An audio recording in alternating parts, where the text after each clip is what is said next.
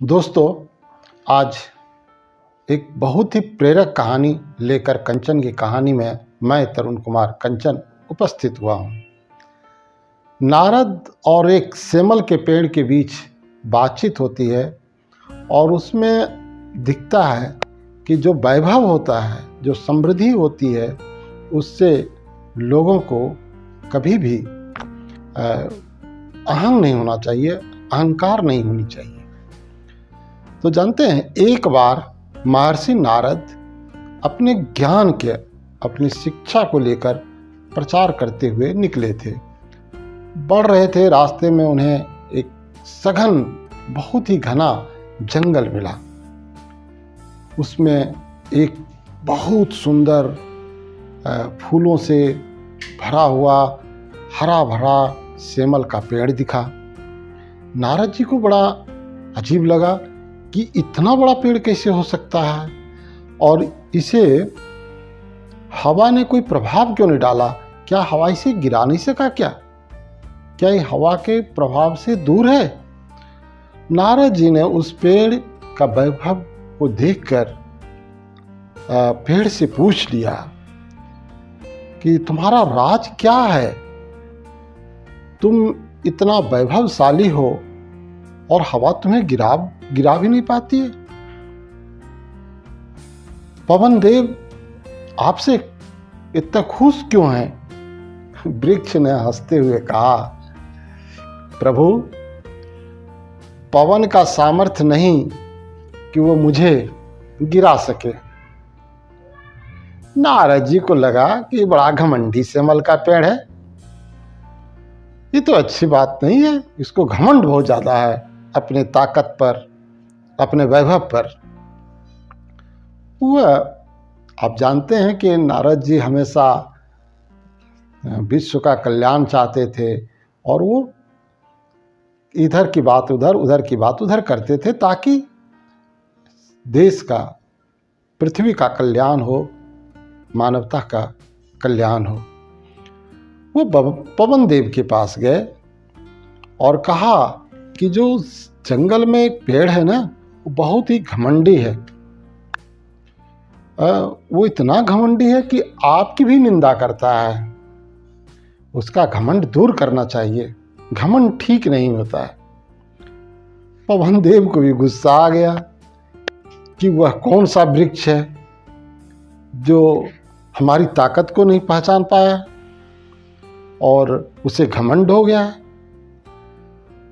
पवन देव जब एकदम गुस्से में आग बबूला हो गए और उन्हें लगा कि अब इस पेड़ को मुझे गिरा देना है, उसने प्रबल प्रवाह के साथ, आंधी तूफान के साथ चल दिए। सेमल का वृक्ष बहुत ही ज्ञानी था, वैभवशाली ही नहीं था बल्कि ज्ञानी भी था। उसने माने जो आने वाला संकट है उसको भी जान लिया कि अब क्या होने वाला है। उसने धीरे से क्या किया, अपने सारे पत्ते छाड़ दिए।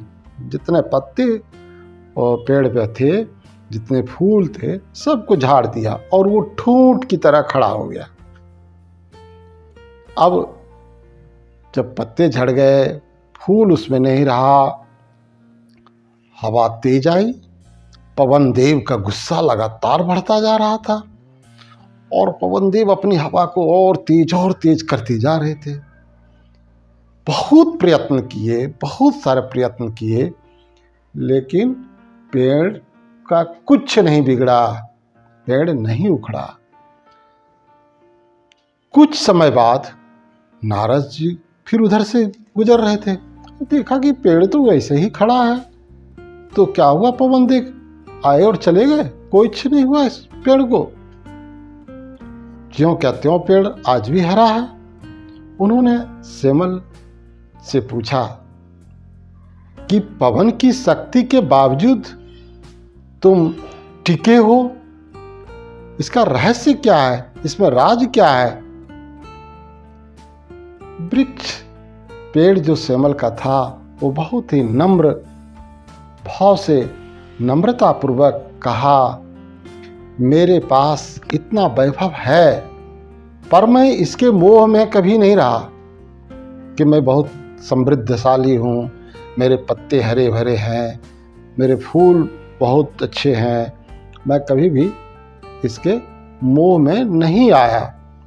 जब ज़रूरत समझता हूँ तो उसे हटा देता हूँ, गिरा देता हूँ, सारे पत्ते हटा दिए जाते हैं। बिना हिचकिचाहट मैं त्याग कर देता हूँ और हमेशा मैं आने जाने वाले यात्रियों को छाया देता हूँ, पशुओं को छाया देता हूँ जो हमारे नीचे आश्रय प्राप्त करते हैं, और चिड़ियों को भी जगह देता हूँ। वैभव रखना कोई बुरी बात नहीं है, बुराई तो उससे मोह पालना होता है। तो अच्छा है कि हमें वैभवशाली होना चाहिए, समृद्धि होनी चाहिए हमारे पास, लेकिन उससे कभी मोह नहीं करना चाहिए, उसे मोह त्याग देना चाहिए। यही समय की पुकार है। धन्यवाद।